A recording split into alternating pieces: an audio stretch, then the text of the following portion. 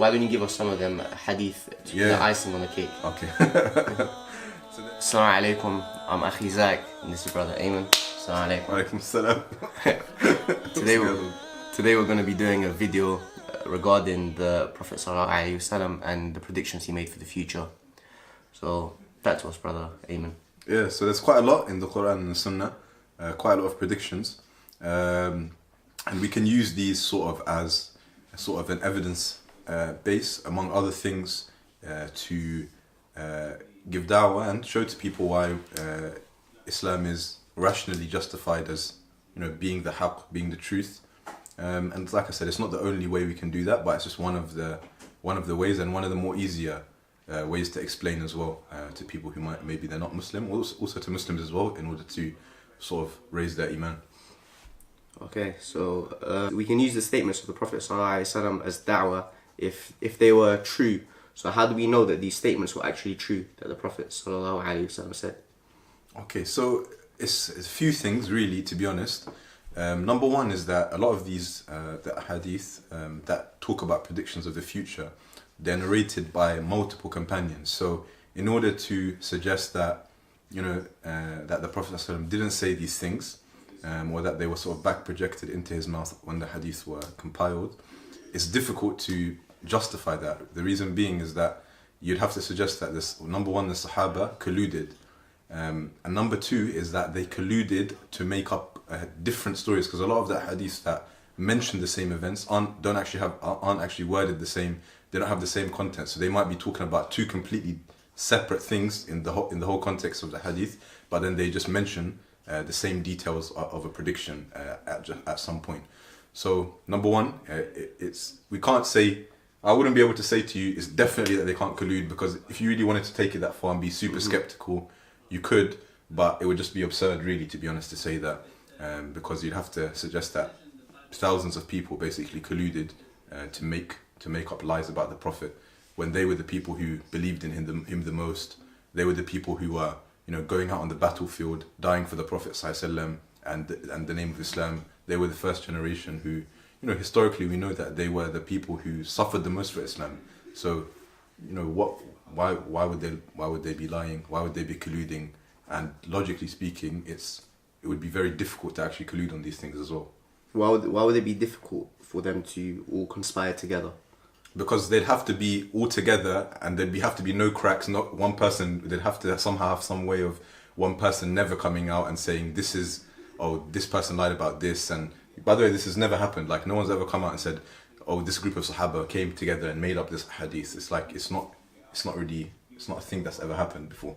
Okay, so now that we can facilitate the authenticity, can you give us some of the prophecies?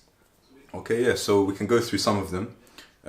So I'll try and give a few, and then I guess we can talk about like why they're significant and how they're actually significant. Mm-hmm. Yeah.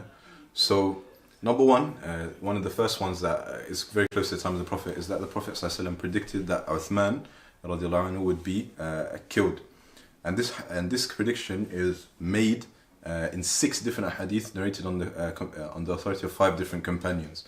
And it's interesting, like I said, because some of these hadiths are actually narrated by different people, and the hadiths are completely different, but they mention the event of the killing of Uthman. And this actually happened. So it's pretty amazing that, you know, it actually came true that the Prophet ﷺ actually predicted that Uthman would be killed, and it happened as the Prophet ﷺ said that it would. But is that really a big miracle, as you would say, because everyone dies? So how is that such an amazing thing to have happened? Okay, so because in the hadith, the wording says that there will be people who are trying to pull off your cloak, and Uthman thought that this cloak or this shirt meant the shirt of Khilafah. So what the Prophet ﷺ said to him was that you would be struggling and they would kill you while you were struggling with them. So he could have died in any other way. He could have died of a disease. He could have died, you know, of old age. He could have been maybe killed in a battle or something like that. But it happened sort of as the Prophet ﷺ died. He was assassinated, basically. Yeah. Okay, so Is there any other hadith? Yeah, there's quite a lot as well. There's quite a few more. Okay, another one is that the Prophet ﷺ also predicted Al-Hasan ibn Ali would be the person who reconciles between two large groups of Muslims who are fighting. Al-Hasan was the grandson of the Prophet ﷺ, and this hadith is narrated on the authority of two different companions, Abu Bakr and Jabir, and it's a very, very famous hadith, very famous. It's narrated in lots and lots of different books of hadith. And this happened, so during the time of Al-Hasan, he gave up his right to be the Khalifa. He gave that up to Muawiyah ibn Abi Sufyan, and by that he basically averted a civil war that was on the way to happening. So that prediction came true as well. There's one hadith that comes to mind, is that the Prophet ﷺ said that the hour, as in the Day of Judgment, will not come until, and I'm paraphrasing this by the way, will not come until the Arabian Peninsula goes back to being meadows and rivers. This is interesting because at the time of the Prophet ﷺ, Arabia was a barren desert, and that's what the Arabs knew it as. They had no reason to think that it was luscious green or whatever before. So number one, the Prophet ﷺ is saying that it's gonna happen in the future, that it's gonna go to being luscious green. The other things that he's saying, it's gonna go back. So it's suggesting that previously the Arabian Peninsula was green, and nowadays archaeological and historical evidence shows that it was actually some tens of thousands of years ago, it was actually green, luscious, and then it became a desert. So how did the Prophet ﷺ know that it was green and luscious before? So this is so historically there is no way the Prophet, peace be upon him, could have known this. So truly this shows that it's a miracle that he knew these things, and said that it will once return to this, but his companions didn't know about this either. I mean, if you want to say that he knew, he would have had to have had some sort of evidence. Maybe if you wanted to be hypercritical or hyper-skeptical again, you could say he had some weird knowledge, some 10,000-year-old book that he somehow knew, or he just guessed it, maybe. But it seems like a really specific thing to guess, really unlikely thing to say. Do you know what I mean? Like that couldn't be the case because there's so many of these, right? Yeah. So the thing is with a lot of these hadith is that I've only mentioned three. There are, from what I've read, from my research, I've done some research and reading into this topic. I was able to find about 30 different things, which were pretty specific, pretty precise. And when we add them all together, the probability of it actually being incorrect or of him having guessed all of these things correctly and them happening as he said, it becomes kind of absurd to say that he just guessed it all right and it was just a fluke kind of thing, and it becomes very difficult to basically say these things. Okay, khair. Yeah. So I've got a few more as well, just to whet everyone's appetite. Okay, the Prophet ﷺ also predicted the conquest of Egypt, Syria, and Yemen as well. This isn't in one hadith, it's over a number of ahadith where the Prophet ﷺ predicted these things. And we know that this is exactly what happened after the Prophet ﷺ died. The Sahaba invaded all of these countries, and they actually went into the country specifically that the Prophet ﷺ mentioned. And this is narrated in more than 5 ahadith by multiple companions.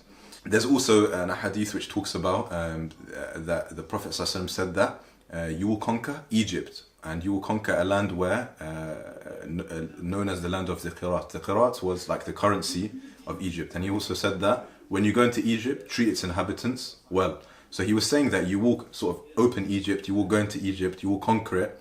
The interesting thing is that when Amr ibn al-As went to Egypt, he tried to conquer further south into the lands of sort of like what we now know as modern day Sudan. And he wasn't able to, because those people sort of repelled him, and they're quite fierce fighters, so he wasn't able to conquer that area.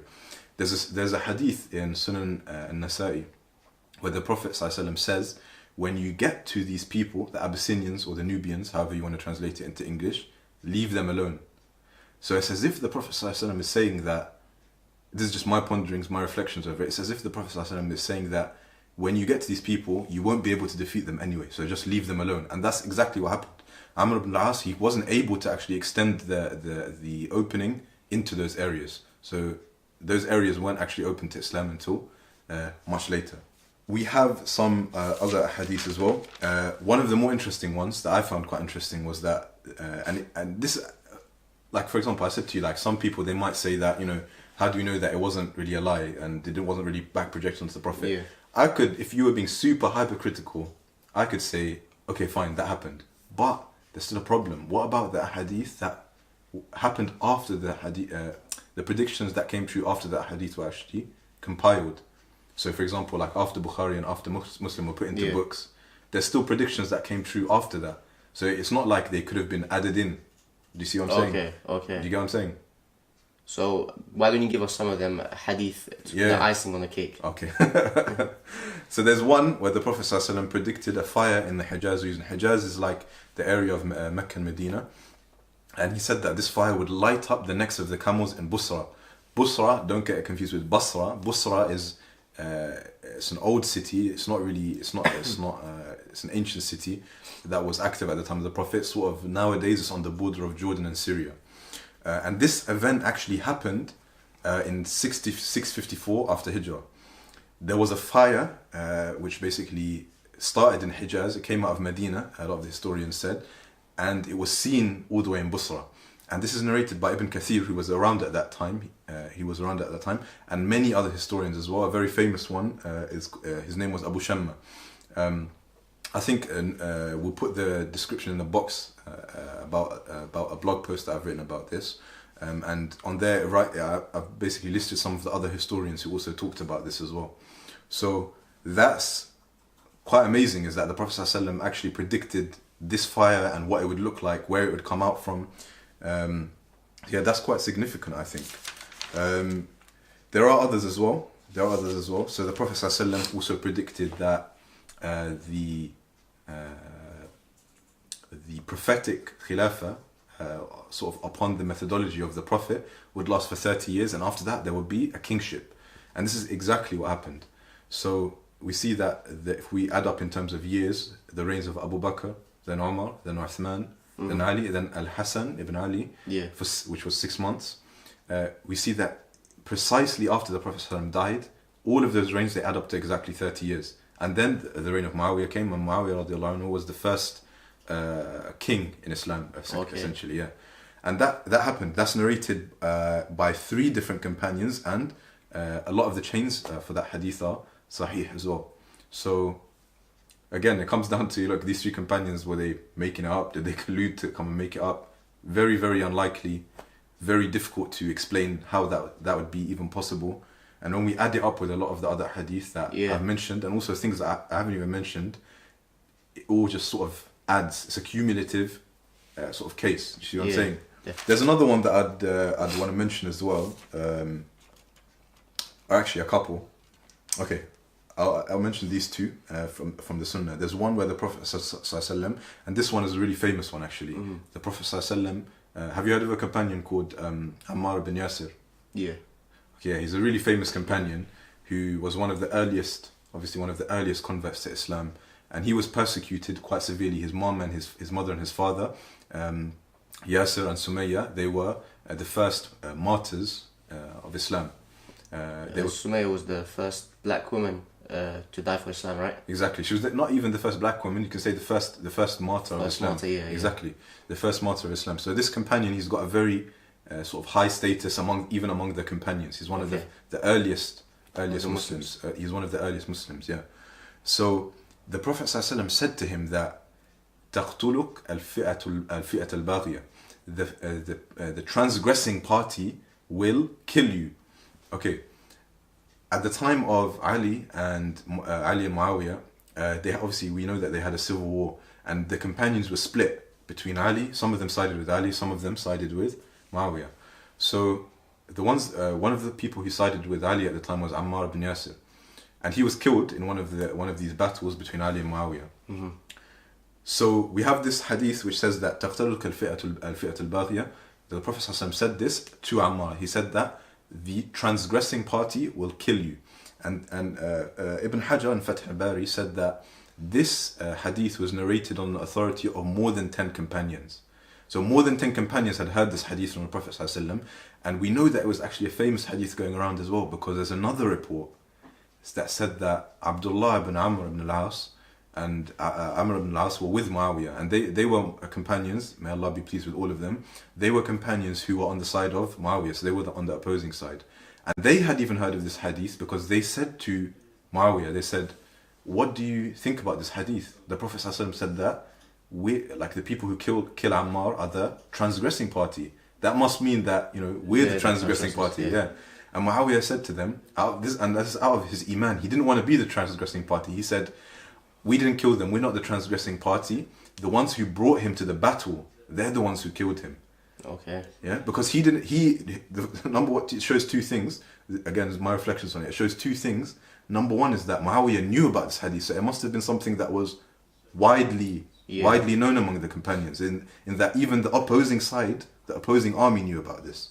The second thing is that it shows the Iman of Muawiyah and that he didn't want to be seen in the eyes of the Prophet ﷺ or the words of the Prophet ﷺ as the transgressing party. So we say nothing but good about the companions.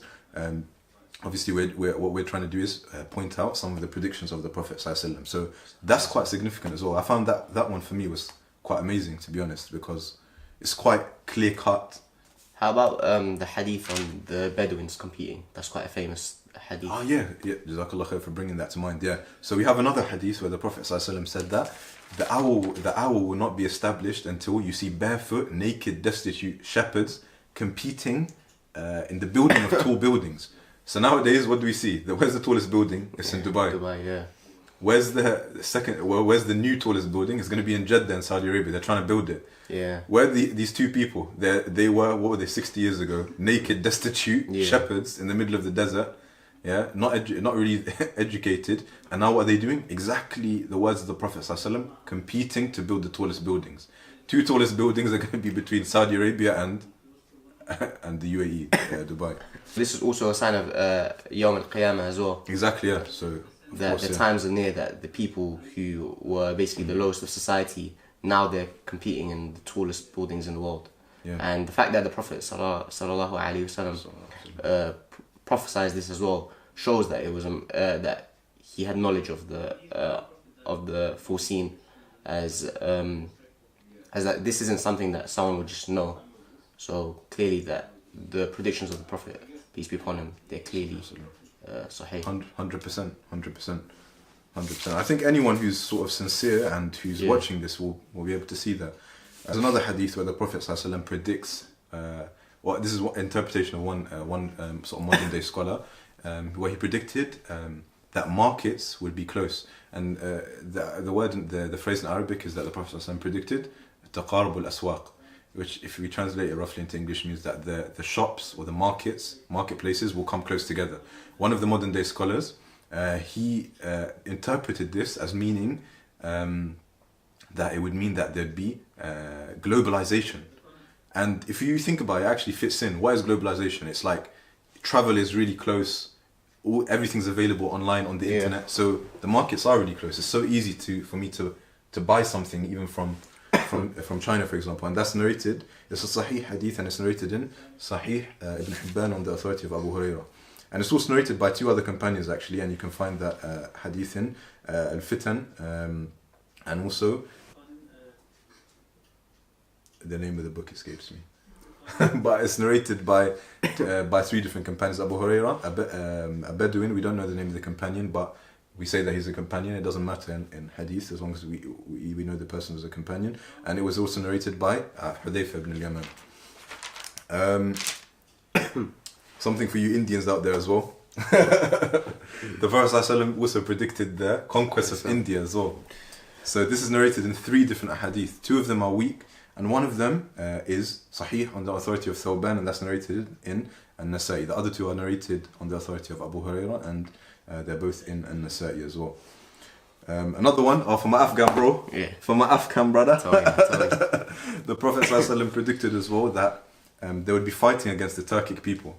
So the Turkic people are basically, you can describe them as people who are from the Asian steppes. So the steppes is like regions like nowadays, modern day Afghanistan, Kazakhstan, Uzbekistan. Yeah. These kind of regions, they're called Turkic people. That's the name of the ethnic group. Yeah. And this is exactly what happened. And this is, a lot of you would have heard of the of the scholar Ibn Taymiyyah. This is exactly what happened during the reign of Ibn Taymiyyah, is that we had the Mongols, who were a Turkic race. They sacked basically Baghdad, and it's a very sad story for the Muslims. They killed a lot of Muslims, but the fact is that the Prophet ﷺ, again, his prediction came true. They were basically fighting against these Turkic people. Also, the Prophet ﷺ, in this hadith, he described what these people look like. He said that they have flat faces, like shields, they have small noses, they have red faces, red cheeks. So he was describing also what they look like. So in terms of the predictions in the Sunnah, there's many more that we can narrate and talk about, but I think just as to whet everyone's appetite and to just give everyone a taster, we've covered a lot of them from the Sunnah.